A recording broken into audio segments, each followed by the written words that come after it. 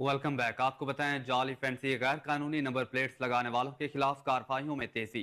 Additional IG traffic Mirza Faran बेका बिला तफरीक कार्रवाइयों जारी रखने के अहकाम।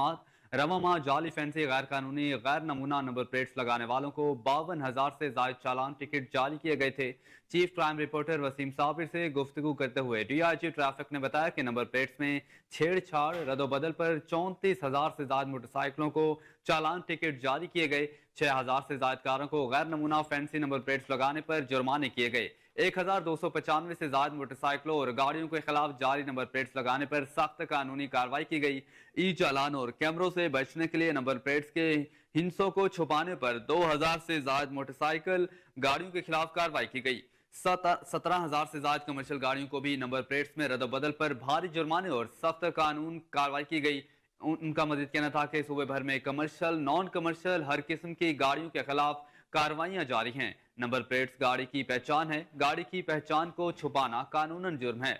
जाली गैर कानूनी नंबर प्लेट्स लगाकर अपना मुस्तकबिल तारीख मत बनाएं।